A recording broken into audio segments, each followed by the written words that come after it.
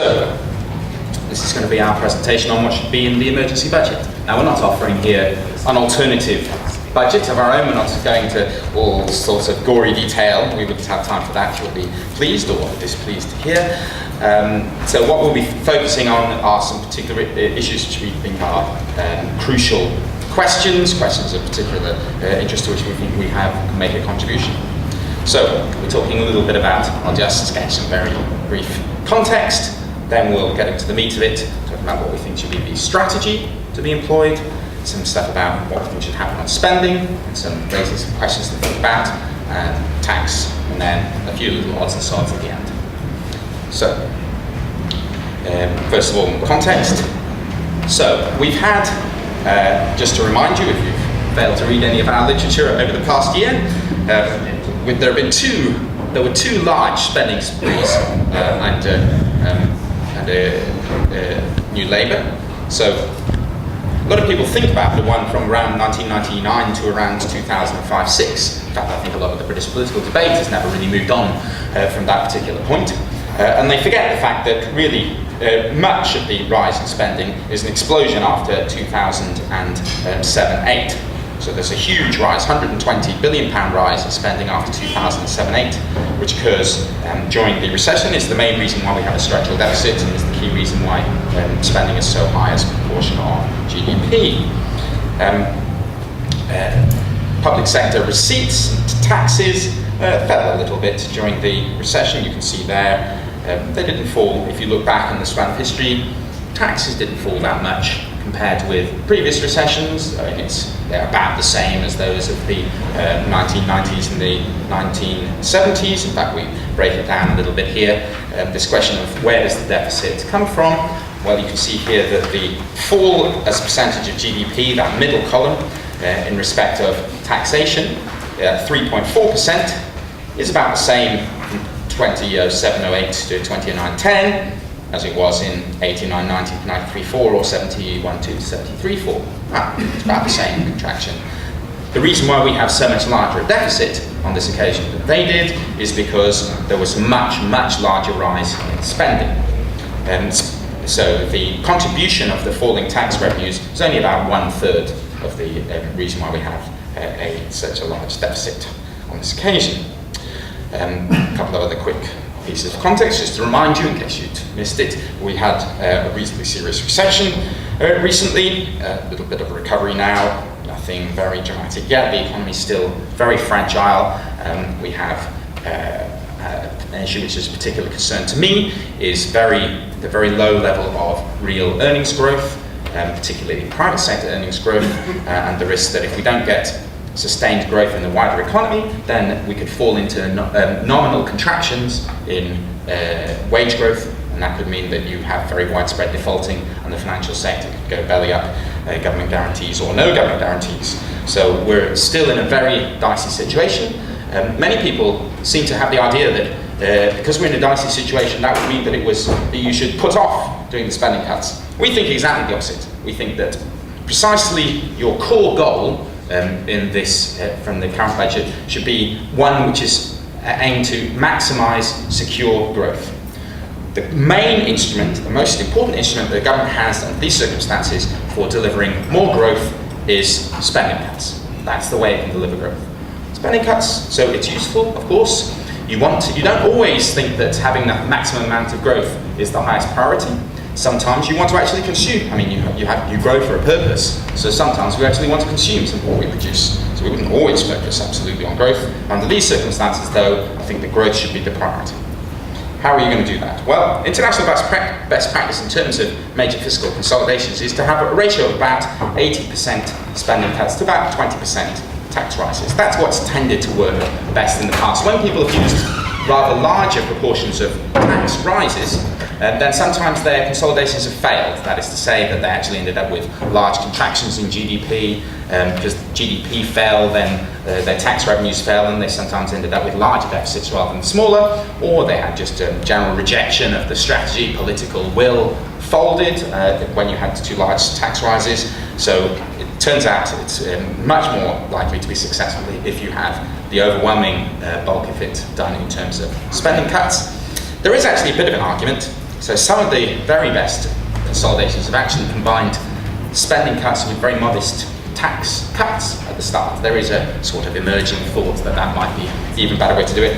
Personally, I think that on this occasion, the scale of the spending cuts required it means that in order to deliver political acceptability for what's going to happen, you need to have some sense that we're all in it together, to coin a phrase, and so it would be better to have some tax rises as well.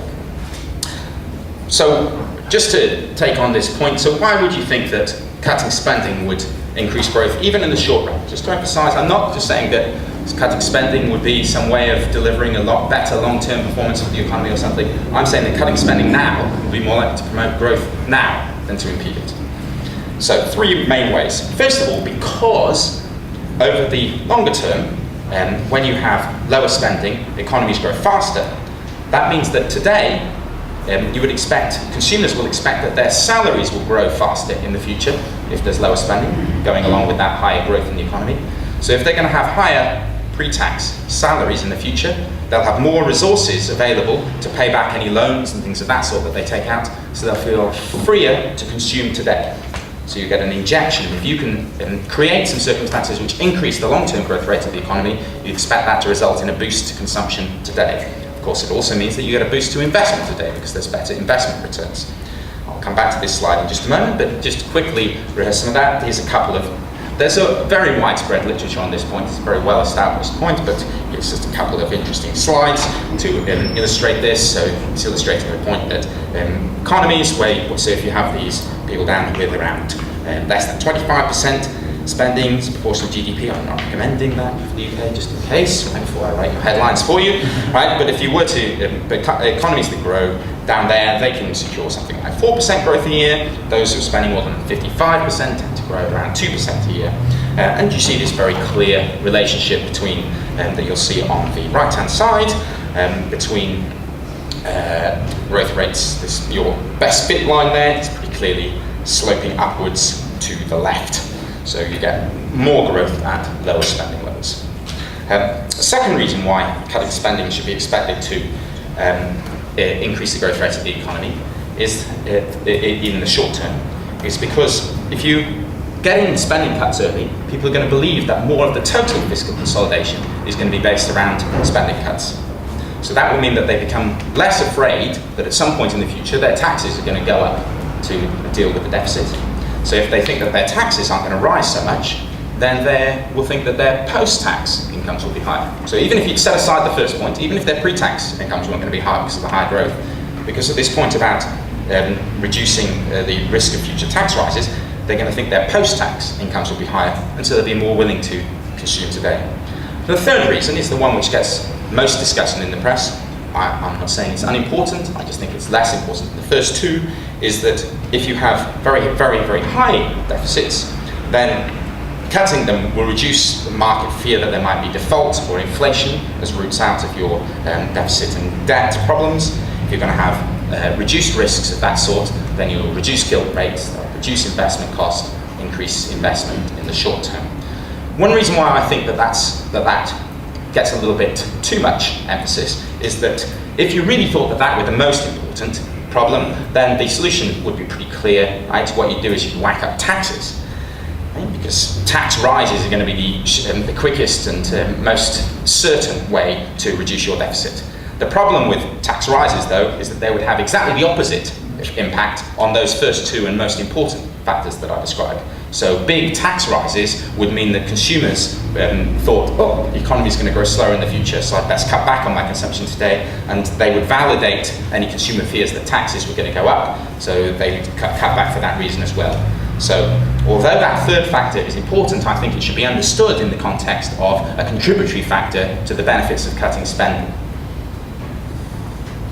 How much do we need to cut? Well, the structural deficit, according to the OBR, was around 8.8% of GDP last year. They scaled it up from the Labour government's previous estimate, scaled it up to 8% for 2010-11. So that's still nigh on £120 billion.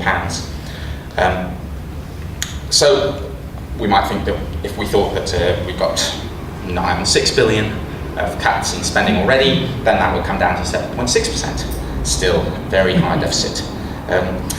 There's a lot of discussion has revolved around the structural current deficit. Structural current deficit, for what it's worth, here we are, 77 billion. I'm not interested.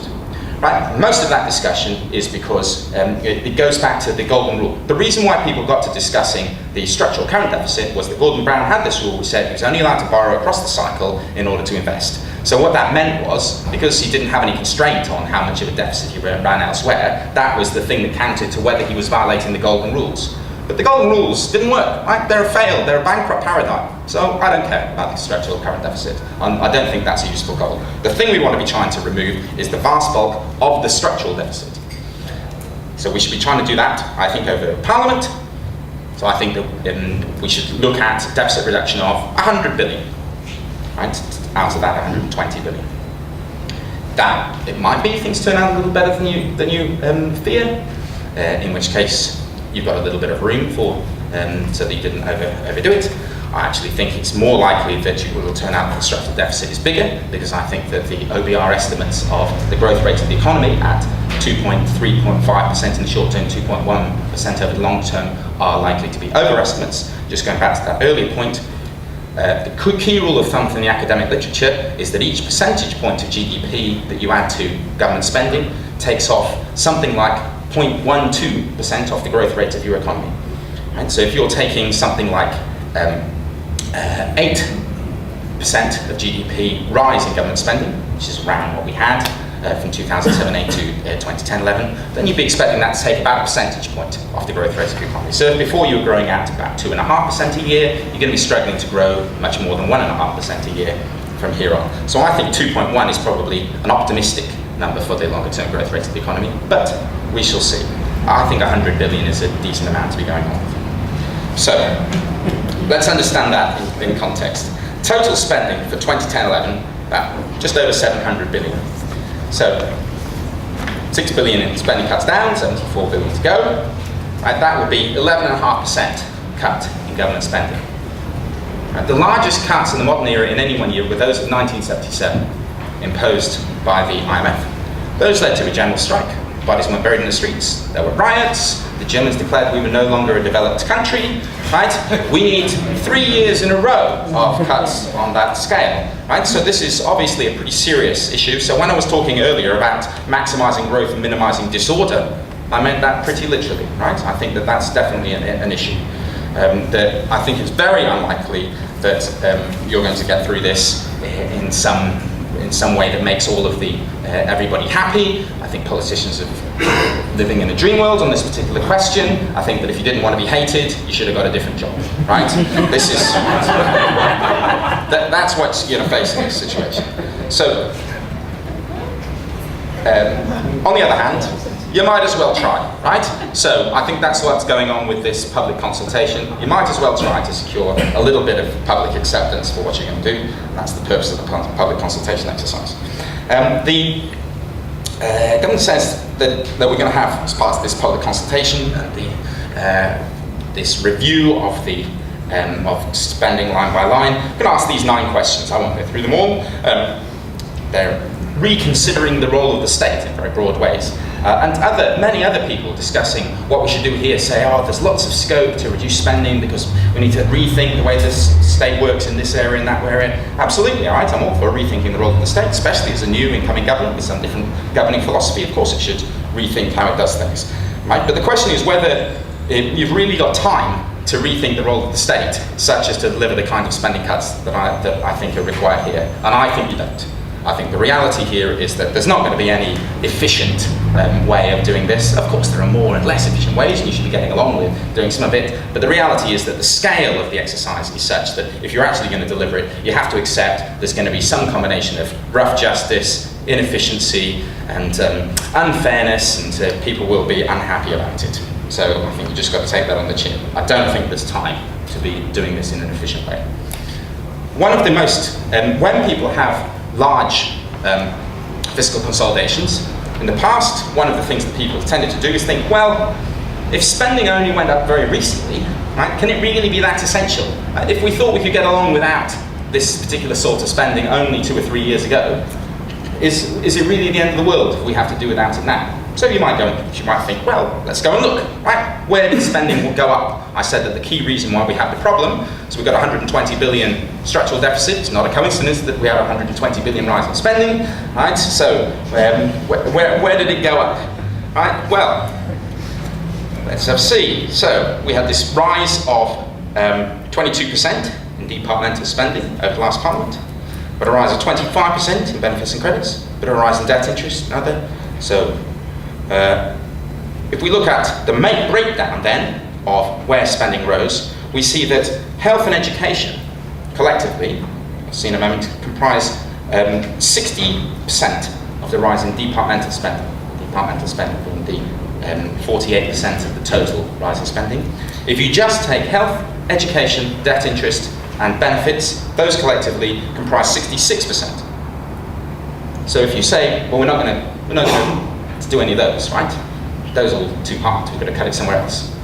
Then if you ignore the areas where spending actually rose, and you say we can't touch those, then you're going to impose enormous cuts elsewhere. So we might think, so the first kind of place we might look is that benefits. Right? That's an obvious kind of thing to think about. And governments very often, what they try to do, one of the classic areas for cuts is welfare. Another classic area for cuts when you have big fiscal consolidations is defence. So we'll think about defence in just a moment. Benefits and credits have a budget of 193 billion. There should be lots of scope to cut. Right? There are 6 million people on out-of-work benefits in the UK. And they stayed, there were closer to 5.5 billion going all through that boom. And so there were an awful lot of people who were on out-of-work benefits even when the economy was doing very well. So what should have been happening was all through the good times, we should have been eating away at that scope of all of those people. We should have been working them down. That's not something, reducing the number of people eligible for benefits is something that's very hard to do just with a stroke of a pen. It's not like just cutting the levels of unemployment benefits or something. If it was clear who shouldn't be getting the benefits, they wouldn't be getting them. So that's one of the problems that you have there. It's actually quite awkward to work out which of those out-of-work people on out-of-work benefits. We also see that much of the rise in the benefits, in that category of benefits, is associated with the rise in the numbers of people who are claiming to these benefits associated with the recession. So it's not straightforward to cut for those people either. Nonetheless, there should be considerable scope to cut over the medium term because there's so many of them. And you can get out a little bit. There are other things to do as well. That there are tax credits are obviously paid very high up the income threshold, nearly £60,000 people get tax credits.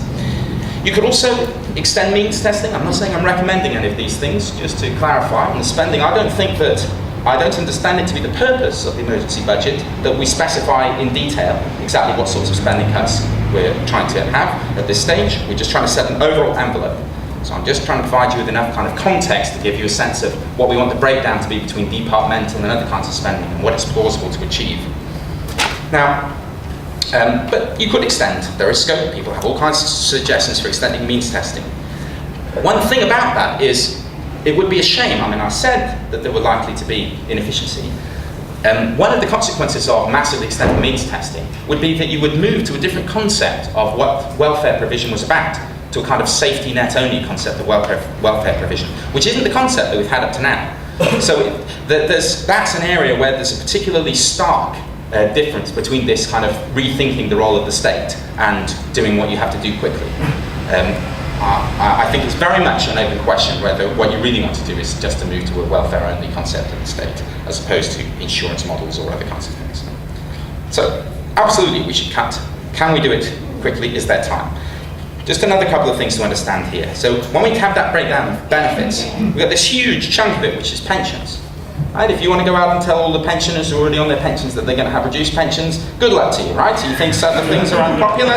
Right? Try that one for size. You might think, so everybody thinks it's easy to do for the old unemployed. They're the people in the orange. You can't see it from the back? That's because it's tiny, right? There's not much money to get out of that. There's a bit of money in things like the sickness invalidity benefits. Okay, that's one of those areas where you're cutting down on those number of people on out-of-work benefits. Housing benefit, obviously, is a place to go and look. You probably want to go and look at the big budgets rather than look at the small ones. And one other thing just on this particular point, right, about a lot of what people do in these circumstances is that they slash the unemployment benefits. But the UK's replacement ratios are already pretty low. In 1981, we had a replacement ratio in the mid-20s. Right? So one of the things that happened in the 80s, we saved some money on the benefits by cutting back on the proportion of income which is replaced by unemployment benefits when you become unemployed. So you see there that the UK is already pretty low, right, internationally. So in the 80s we were closer to where Sweden is. Sweden, of course, before it had its problem, was much more up there with Norway and so on. Right? So of course you can do things on benefits, and you should do things on benefits. The scope to do things very quickly on benefits is constrained. Another kind of, so sure, we should do some things on benefits though.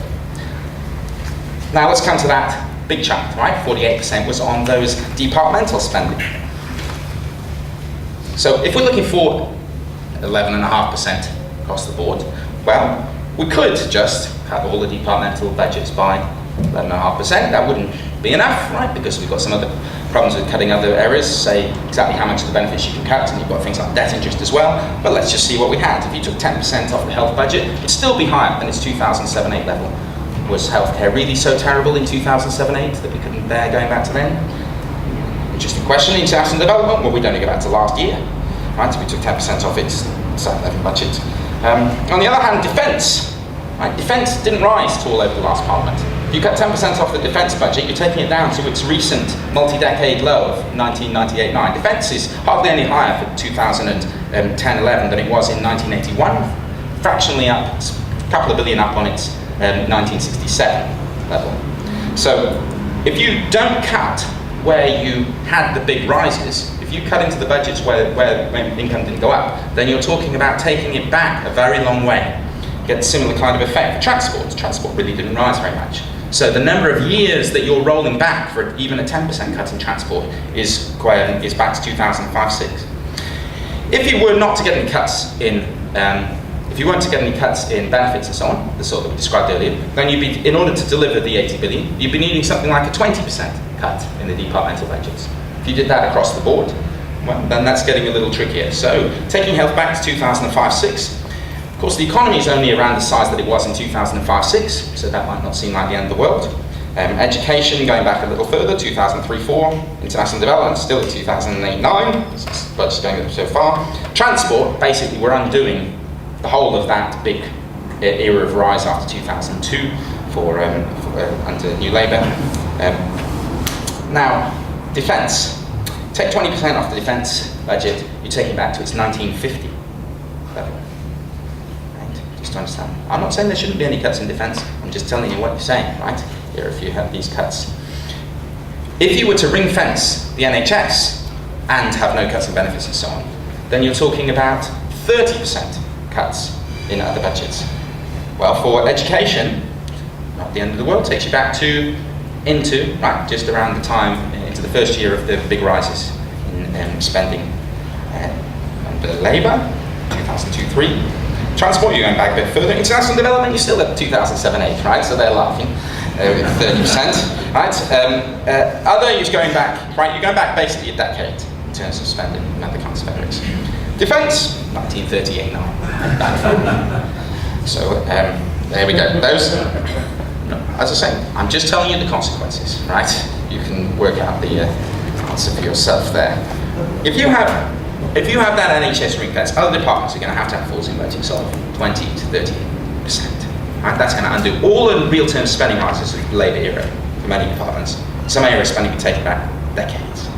If you don't cut spending where it grows, then there's going to be a lot of pain. Right, another thing that people I don't think are really recognising is how enormously fast the role of the NHS in spending will rise.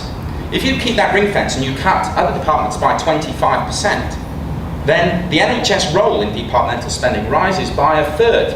Right? At the moment, the NHS is 28% of total departmental spending. If you keep the NHS constant and you shrink everything else, then you can see that the proportion of the total, which is the NHS, gets bigger, right? Because everything else is getting smaller.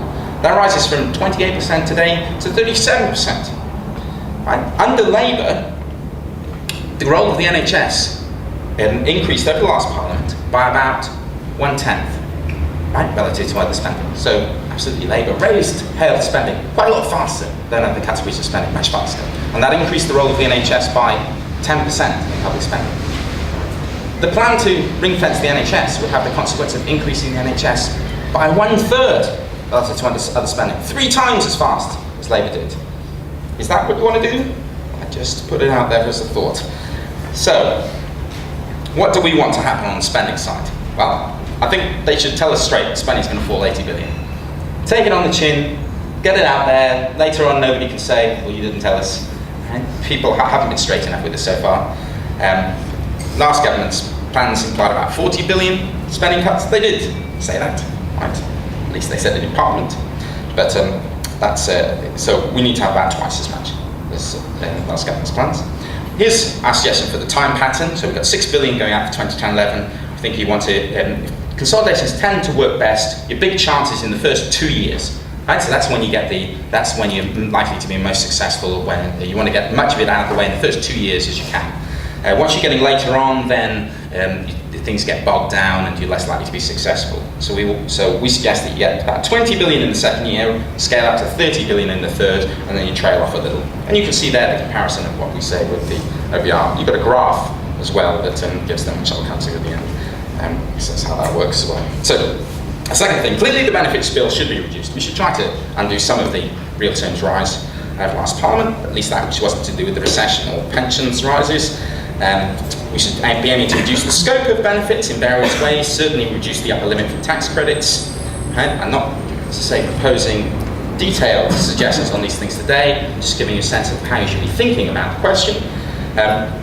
We should also commit to thinking a bit about this question of the role of welfare spending. Right? If you really do think you just want a safety net concept, then that's going to let you do much more extensive means testing. If you don't, then we should know reasonably quickly, I guess, what it is that you think instead. At least formally, there's still very extensive insurance concepts involved in the benefit system. One thing to note, of course, is that people not thinking about as much as they might, is that the benefits bill should fall if the income tax threshold rises. People will be paying out less in terms of their in terms of tax, lower down the income scale, so they should need less income replacement. It's just a point to note. I'm not saying it'll be huge. Now, each additional 10 billion that you can work out to get off that benefits bill is 2.5% that doesn't have to come off the departmental spending, or 3.5% if you ring-fence the NHS. So there's quite big gains in terms of the departmental spending if you can get more of the benefits bill. But there's only so much you can achieve rapidly. The main burden of the spending reduction has to fall on that departmental spending, some 60 to 70 billion of the 80 billion cuts. Right? Detailed departmental spending plans need to wait till the autumn. But in the meantime, I think people should think pretty hard. I don't think it should be too much of an embarrassment, right? If you have to have a couple of goes, you have one go and then maybe you come back and think you're going to try something different. You know, this Irish on their 5th go now at this, the Portuguese on their 3rd. Many people try. I'm not saying, I don't have any doubt at all that the coalition has a genuine, heartfelt aspiration to do this whilst maintaining that NHS ring fence. Whether they can really do it in the end, I don't think it should be considered too bad if they feel unable to do it. Is it really justified to reduce spending in departments that have not had spending rises whilst ring-fencing departments that have, in where spending rose rapidly? Can it really be justified to take some departments back decades whilst other departments that drove the spending rises are protected? And do we really want to raise the role of the NHS in public spending by 1/3? Just questions. Taxation. So one thing about taxation, I think, is there are going to be some headlines on taxation, but we call for this emergency budget. The purpose of the emergency budget, definitely to provide credibility that the fiscal consolidation will be large enough, right? We're mentioning that, and based around spending cuts. So if you spend all your time with your headlines about how much taxes are going to go up, then it's possible that you defeat some of the purpose. You might make people start to fear more about tax rises. So it's important not to spend too much time emphasising those. So I'm going to spend a little bit less time on those than I did on spending. They've already announced 18 billion, 19 billion tax rises. We say they need 20, so basically, job done, right? In terms of revenue raising, there's no need to raise any taxes in order to raise revenue. 18 billion is enough. It will need to be changes to the structure, right? Because the structure, I said that we should be promoting growth. The structure of taxation matters to growth as well as the level. So we have a report that explored this in some detail a couple of months back. One of the big findings of that report was that employers' national insurance was a particularly jobs-destructive and growth-destroying tax. Pretty much the worst way that you could go about raising revenue, and that you want to try to find something else to do instead of that. Another thing that we found was that some of the conventional thoughts that have prevailed, so this old idea from the 70s that it was much more efficient to have higher rates of VAT and lower rates of income tax, might no longer apply for various reasons. In fact, we think that under current circumstances, VAT is likely to be more damaging to growth than raising the basic rate of income tax. And we also discuss how what might be the implications of increasing the taxation of debt interest, right, which is perhaps with reduced corporation tax. That should create more stable growth. Raising income tax thresholds. Well, as far as I know, I was the first person to publish anything on this back in 2000 in the Vogue Group Ideas book.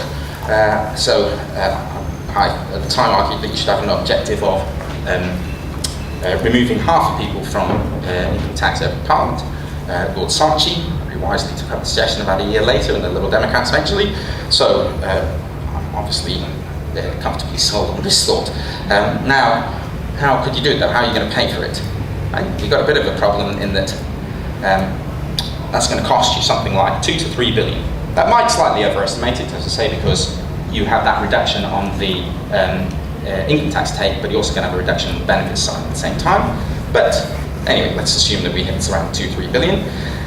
If we want to eventually get to 10,000, that's going to be something like 3,000 over inflation. That's going to cost you something like 10 billion. So how can we pay for that? How can we pay for those 2 to 3 billion? Well,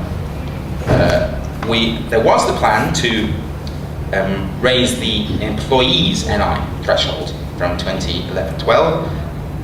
Banding that'll get you 3 billion. Of course, that was being paid for by some of those 6 billion of spending cuts, which I've already said are part of the spending cuts program, so I don't really be thinking about that. So we're probably something like 5 billion shy here, right? Once we take, so that's the 2 to 3 billion. That 2 to 3 billion matches the employers' NI, the 3 billion we saved there, and we've got a bit of a problem.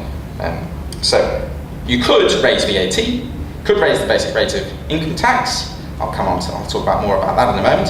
Could raise capital gains tax back closer to 40% rate.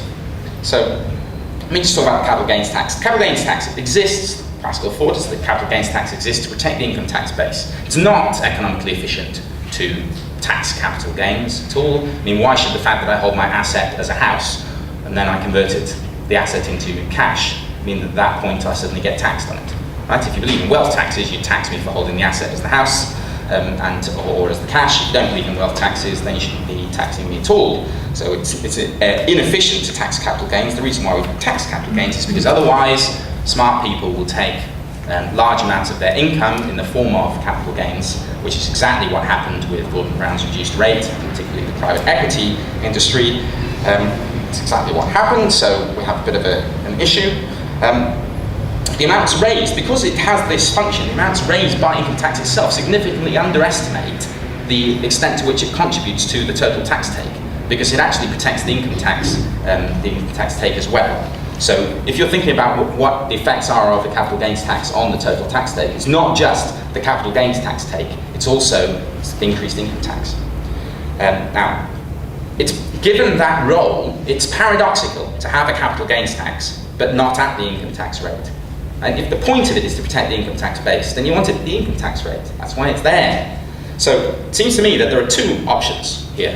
So the best kind of thing to do, in fact, and it would be quite a big revenue raiser, might even raise the most revenue, to be honest, would be to abolish capital gains tax. Right? If you could abolish capital gains tax and have a proper, what looks like a DACA principle for income tax, right? So if you've got some capital gain and it waddles like income and it cracks like income, then the tax authorities are going to say it's income.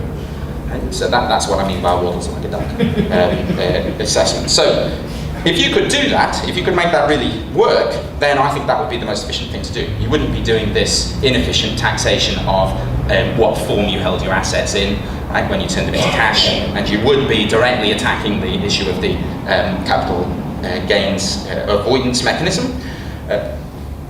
Once you have a capital gains tax, though, I think you have to have it at or about the income tax rate. Otherwise, it's very hard for the tax authorities to decide that something really shouldn't be treated as income. right, once you have a capital gains tax in there.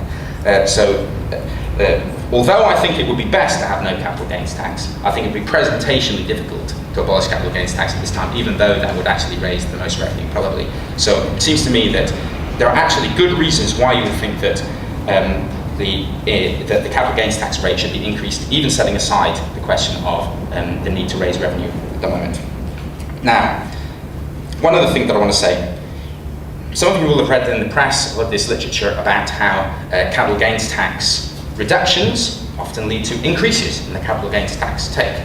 Well, if you've been following so far, then that wouldn't surprise you, right? Because we've got all this huge wad of income in the economy, and then we reduce the capital gains tax rate, and so some more of that big chunk of income then goes and gets converted into capital gains. So you get a rise in the capital gains tax. Right? But that's just the capital gains tax take. You're not taking account of the fact that your income tax shrank at the time. So it's to miss the point. It's to miss the point to say, I reduce the capital gains tax rate, and so I get higher capital gains tax receipts. Because what counts is the total, is the sum of your capital gains tax and your income tax. And it's pretty clear in the literature that you have increased avoidance if you have a capital gains tax which doesn't match the income tax rate. Other things, so we think there should be some reforms to the corporation tax. We're not saying that they should announce this overnight, because obviously that would have very serious implications for the structure of corporations and their capital bases. But over the medium term, I think we want to be moving towards increasing taxation on debt interest, probably towards something like 10%, and reducing the corporation tax rate over the medium term, funded by that increase in the taxation of debt interest. We want to seek, I think the objective should be to seek near neutrality between equity and debt, and between recycled profits, profits that you reinvest into the company, and distributed profits which you send out as interest or dividends and so on. So if you're going to have any bias, then a bias towards distribution, the bias that there was in the system before 1997, the one that the Will Huttons and Gordon Browns complained about a lot. If you want a bias, that's the bias to have. The bias you don't want to have is the one which biases debt and makes it better to have debt than equity. That's exactly the wrong bias. So what do we want on the side of here? Well, total tax increase over Parliament ought to be about 20 billion. We think that even if you increase capital gains tax, right, you're probably something like 5 billion shy of that. So given the other kinds of measures like the reduction, particularly that employers' NI coming off and the rise in the income tax threshold, those don't make up for the rise in the capital gains tax rate. So although we think that should be 20, I'm not convinced that they should be announcing exactly how they cover that 5 billion hole just yet. So I think we might want to sweat that out just for now. We should aim to undo as much as is feasible of the employer's NI rise. I think the numbers that have been discussed are about right. We should make undoing that probably the top priority for future tax cuts. We could undo more of it. Employers' NI is far too high destructively. So we should return the capital gains tax basically to a pre-1997, slightly updated, modernised pre-1997 system. We should aim to tax debt interest over the medium term. Don't think they should raise VAT. The income tax threshold should be raised in stages. One day it might reach 10,000. That's probably a priority over increasing the employees' NI threshold. One thing I want to say is, and I think they should get into about this straight away, I don't think we should consider the 20p basic rate a sacred cow. New coalition, new thinking, new politics, right? Was Lawson's 25p rate really so terrible? 25p rate that we had in the past. We somehow got in the mindset in the 1990s that if you were a sort of pro-free market person, you had to believe in cutting down that basic rate. I'm not sure where they thought it would end. I mean, once you had 1%, was that going to be a good idea? I never really bought this idea. I thought 25p was a good number, and if you wanted to have cuts, what you should do is to raise the threshold so fewer and fewer people paid it, or people paid it and less of their income. I thought that was the right way to go about it. And I think that should be the right goal. I would tend to slaughter that sacred cow in effigy immediately. So get about it, say, and I don't think that should be so tricky really, you know, with Liberal Democrats propose raising the basic rate of income tax in every election since they came into existence, apart from the last one. So I don't see why they would find that difficult. The Conservatives, well, no, we all have to make sacrifices. So I think that there should definitely be, we should definitely say that that there's no ideological barrier to raising the basic rate, that belongs to a past way of thinking about things. An interesting thought might be to float the idea, I'm not saying they should necessarily do this yet, but you could float the idea that if spending cuts of the scale plan cannot be delivered, then basic rate rises would be the alternative. So one kind of thing, here's just a thought, I'm not saying this should be in the emergency budget, but you could imagine pre-announcing a tax rise in the basic rate, right, out there off in the future, and say that will be abandoned if we get the spending cuts that we need. And you might like to think about that a little, just when you're wondering how sympathetic you are to those public sector workers out on strike. Right? So that seems to me to be a potential tactic, right? Pre-announce a tax rise, sitting over there as a threat if people tend to oppose too much the spending cuts. Maybe that's a measure for November. Anyway, if you in the end do need some extra tax revenue to fund that income tax threshold rise, don't know whether you do. I think you could just kind of leave that floating just for now, because it's a bit difficult to say what the dynamic impacts are going to be of raising that income tax threshold by £700 or £1,000, exactly how much is going to come off benefits and so on. So I might like to just sort of sweat that out just for now. But if you did need to do it, I'd raise the basic rate to pay for it. I think you should announce an aspiration to remove that 50p rate eventually, but it's a low priority. Right? So just sort of mention it as a thought, right? But then move on. Odds and sods. Very quickly, Coalition is committed to having a bank levy. I think it'd be best, that's a good idea at all. If one has to do it, then it'd be best to put it off taking money out of the sector for as long as possible. The banking sector is still very fragile. It would be very counterproductive to take lots of money out of them now and then have to chuck loads of extra capital injections into them again in a year or so's time. I think that would be a very disastrous way to go about things. So I think I would tend to await results of the review of implementation, put it off, long grass. MPC remit, final thing. So, definitely you should be aiming for early inclusion of housing costs and CPI. There's absolutely no difficulty whatever in doing this. Right? You can do it tomorrow. We compile the data already, it allows us to do it. Exactly. The only reason why housing costs was ever not in the CPI was because the CPI was introduced as part of the convergence for the, at the time of the 5 economic tests for joining the euro. The only reason it's not in there is because at that time, and it still remains, when they decided they wanted to move to CPI, because one of the ways in which we diverged from Europe was by having a different inflation target. So, and they don't have a common measure of housing costs that goes right across the EU. So they have this problem. It's an EU statistician's problem. It's nothing to do with the UK at all. We could introduce housing costs into our measure tomorrow. We already compile the data to do it for the RPI. And it's a huge impact, right? More than 25% of the all items RPI is housing costs, and they're just simply excluded altogether from the CPI. So those should come in PDQ. We should actively, I think, consider switching to a price path target. That's where you target the average inflation rate over time, rather than the annual inflation rate each year. I can go into that in much more detail than at the time, but I'll just mention that quickly. If we are going to stick with an annual inflation target, the point of having an annual inflation target is that you can change it each year. That otherwise, you want an average inflation target. So we should have changed the inflation target in 2008. And if you're going to have an inflation target, having an inflation target of 2% in a year you knew you weren't even going to try to keep inflation below 5% really was very damaging to the credibility of the inflation target. If you're going to have a credible annual inflation target, be prepared to change it annually. That's why it's there, right? Otherwise, have a price level target. Okay, so quick final summary. 80 billion in spending cuts, 60 billion plus in departmental spending. How much pain is that NHS ring fence really worth? 10 billion plus cuts in benefits, greater cuts over the medium term, if you can get them. By the way, I don't think that 80 billion cuts in spending should necessarily be the end of the story. I think this is the maths, right? The 80 billion. First 80 billion in spending cuts isn't even the politics, it's not the political philosophy. We can get on to the interesting philosophical debates down the road. First 80 billion is just the maths. 20 billion in tax rises, raise the CGT, don't raise VAT, raise the income tax threshold. I say 20 billion, really I've only identified about 15 billion, so we're sweating out a bit of a gap. Slaughter that basic rate tax cow in effigy. I mean, say, it's not that you want to raise the basic rate straight away, but declare a willingness to do it if necessary straight away. Get that out of the way in your first emergency budget, otherwise you're going to have, it's just going to hang around like an albatross around your neck. Final slide. So, upshot of what we say compared with the OBR is this little slide here. So you see this decline. You see on our plans the spending as a proportion of GDP comes down over time to nigh on 40%, the 42-ish% under the OBR proposals. So by the end of that period, 2014-15, we're back pretty close to where we were in 2007 to the 2005-6 to 2007-8 period. So we're at about that sort of pre-recessionary level of public spending.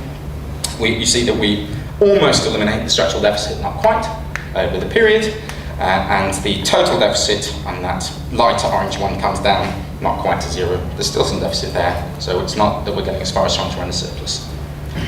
So I'll be very happy to take your questions.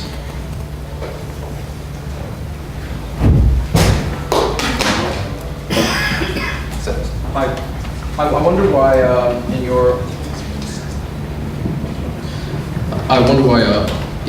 what we want slide on page 4, spending cuts aren't more front-loaded. My reading of the academic literature indicates that political support for cuts wanes over time. We should use the crisis in the Eurozone as an impetus, learn our lessons and cut more of it now as opposed to 2 years down the line. Okay, so, well, they're pretty front-loaded, right? I mean, so I thought there's a timetabling issue with how much you can get out in the first year. I would have preferred it to be 10. 6 to 10 is about the right number. You could have got 10. I mean, they identified nearly 10. It's just that they recycled lots of it back into the NHS and so on. But 6 is not the end of the world. It's about the minimum to be credible in the first year. So then we've got the question of those second and third years. Well, you'll see that, so we have a paper coming out in the next couple of days, which I might get Ed to talk about more in a moment. But one of the mechanisms by which you can deliver some quite large spending cuts is through various sorts of nominal freezes. So that they tend to bite a bit more over the medium term. And so I'm certainly on these numbers aiming to get the vast majority, or the considerable majority of the cuts out over that in the first 2 years of the program. So you're absolutely right, you want to do that. You could propose front-loading it even more. There's an argument for doing that, but I think these are already pretty aggressive, right? So 30 billion is 4% of current spending out in a year. The IMF experience suggests that that's something like the threshold, right? 20 billion is 2.5% cuts. That's about the largest that were done in the Thatcher era, right? So these are very big. These are very big cuts that we're proposing here. Just one of the kind of thing, just while I think about it as well. You know, a lot of people are talking as if you could. So they mentioned this Canadian experience. The Canadians only cut spending 4.3%. Right? That was how much their total spending went. I mean, people talk about this 20% number, but that's not even. That's a subset of the devils are being cut there. That's just their central government spending. They actually only cut total spending 4.3%. We need 3 times as much as that. So although, okay, so call me a dove if you like, right? But I think the numbers I suggest are already pretty aggressive. Next question. Alex Job, Morgan Stanley, hi. I have a question about the 9 billion that was planned with the NI increase. Mm-hmm. Are you saying that increasing income tax towards 10,000 is going to offset that, or that would be a combination of the income tax and CGT and VAT? Like, how much would the income tax changes be worth? So the original plan was that you had, so the government was going to increase some rates, and then the coalition was proposing to increase some thresholds. The coalition's plans took will cost about 6 billion. About 3 billion of that was associated with the employers' NI, about 3 billion with the employees' NI. So what's being suggested in the coalition agreement is that basically you abandon the plan to raise the employees' NI threshold. You still keep that rise in the employers' NI threshold, so that's 3 billion. So if you took my 19 and then you take off 3, then that's basically where we start. So we're sitting about 16 billion of tax rises in place. Then we say, well, we're going to raise the income tax threshold by 700 or 1,000. So that's taking another 2 or 3 off. So that's taking us from 16 down to 14, 13 maybe, right? But then I suggest we need to get double the CGT rate. So take that up close to income tax. So that's then getting us another 3 or so back. So that leaves me with my number of being about 5 shy of the 20 I think are really needed. And there's a lot of dynamic effects going on here. I don't want a headline from the emergency budget on the tax rises. Right? So I think the headlines need to be all about spending cuts, because it's all to do with the credibility is having this early announcement. So I'd rather just kind of leave that as a bit of a, we'll come back to that later, question on that 5 billion. They will need to find it eventually. If they don't find it because they get more out of the, they get better effects out of the income tax rises than thought. You know, some of the tax numbers coming through have turned out to be a little bit stronger than were predicted before. So if I'm going to take a risk here, I think the right risk is to gamble that maybe tax numbers turn out even a little bit better relative to what we're expecting than has been suggested so far. So that's probably I need to find another 5 billion at some point later. If I need to do it, I'll raise the basic rate of income tax. Next question. Thank you. From reading the smoke signals, as we all try to do, which of your ideas do you think the coalition is most likely to pursue?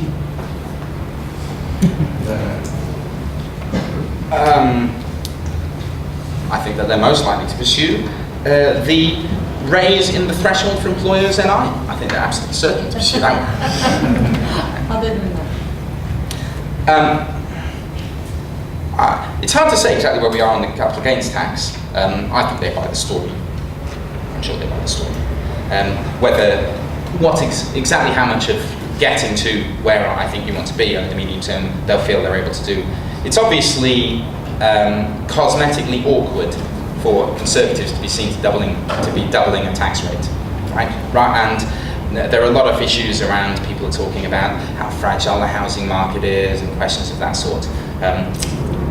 It's obviously, in some ways, that makes it worse to pre-announce something.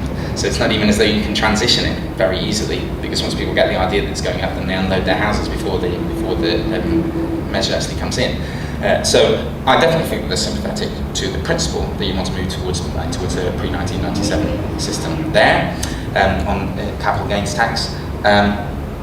On the spending cuts, absolutely 80-20. That was our number originally. So that's what they're going to do, I think.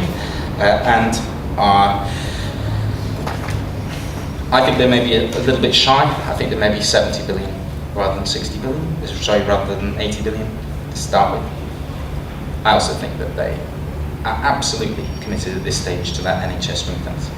At least they absolutely believe they are. Thank you. You might find that George Osborne's office was a bit more committed to that than Philip Hammond's, and that we shall see, right?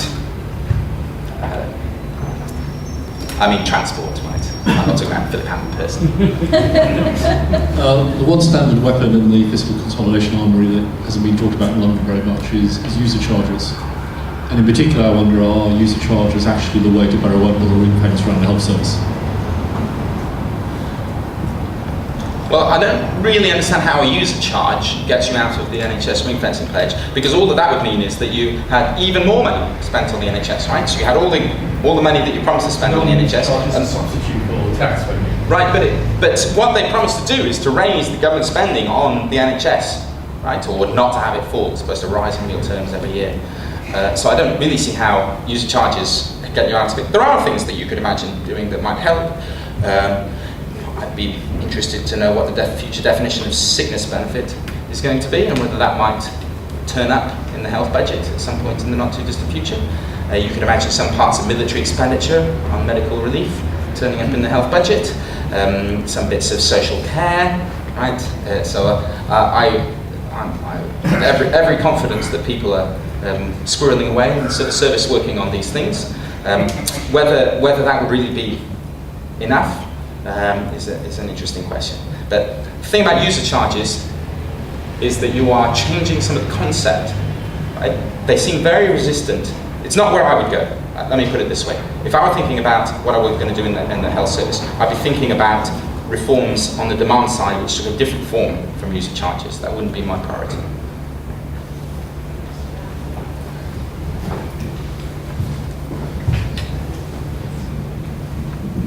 It's really more than a comment than a question. I mean, it seems to me there's one peril and one problem that you haven't addressed, which is going to have to be addressed at some stage. It seems to me that the peril is sort of the deficit reduction will become flavour of the month, if not globally, at least over a large number of countries. and that may well affect the economic scenario which we're talking about really pretty radically.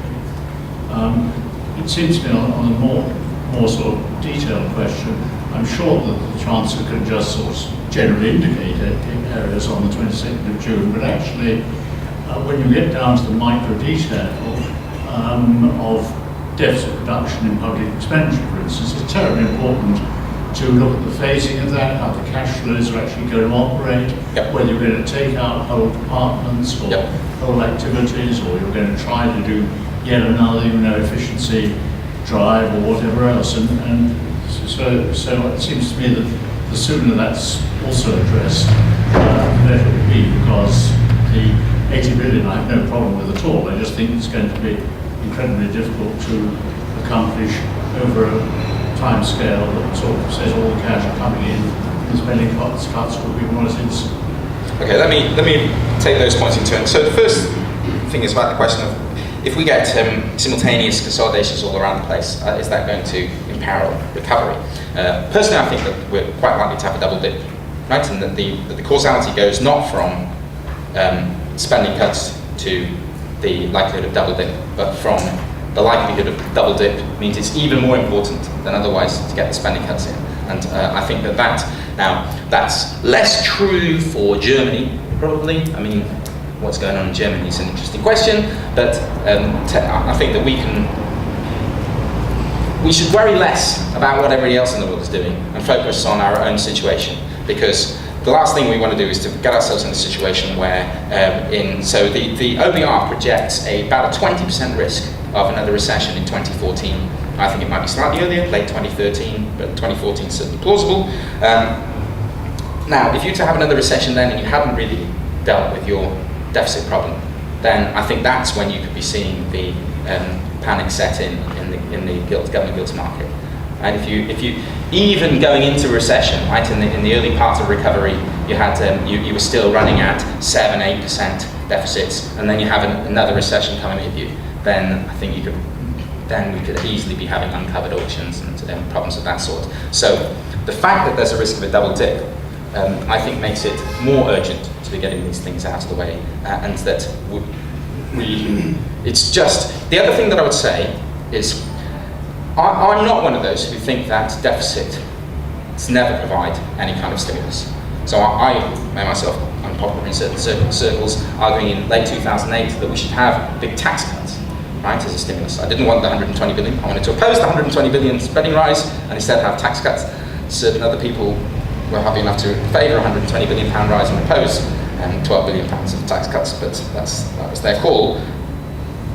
But my view is that big deficits, the deficits are only useful at around something up to around 5% GDP. Once you're talking 11, 12% of GDP, I know of no peacetime case ever where anybody has ever thought we only had a 10% deficit. If only we'd had an 11% deficit, then things would have been better. This is just off the map. The marginal benefits of additional deficits die away as the deficits get bigger. And by the time you're at 11%, I'm absolutely certain that the negative impacts are enormously dominating the positive impacts on growth of large deficits. And so you're much better. So I'm not concerned that people who are cutting deficits of 8, 9, 11, 12% of GDP, cutting them back are imperiling growth. It's a slightly different question with the Germans. If you're only running 5, or the Italians even, right? So there's a slightly different question going on with them, but that's not something we can do that much about. Second point, got to get to detail eventually. I don't think that's, the government's only been in for 6 weeks or whatever. I don't think that's something that you could hope to solve the entirety of in just 6 weeks.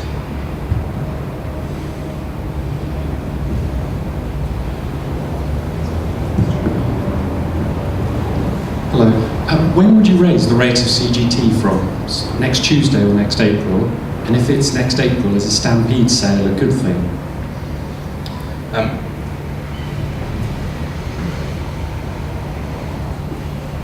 I would raise it from next Tuesday, but I would raise it with an allowance. So it said that it only applied to purchases after a certain date and only to a certain portion. So I'd make it applying straight away, but then it would taper in. That's the way that I would do it. questions?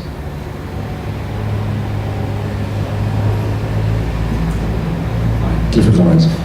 Do you have any sort of view on the role of sterling in all this? Because that's really an external thing. Sterling fell an awful lot. It's risen again more recently. This is obviously going to have some impact on us all. Are the cuts going to have an effect on sterling, which one would expect them to do? What do you feel? You haven't mentioned it, so you mentioned we weren't worried about the current account. So.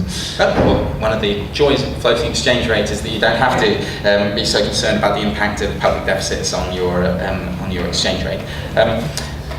Sterling, well, we've obviously had a large depreciation, picked up a little. There's some impact on inflation associated with that.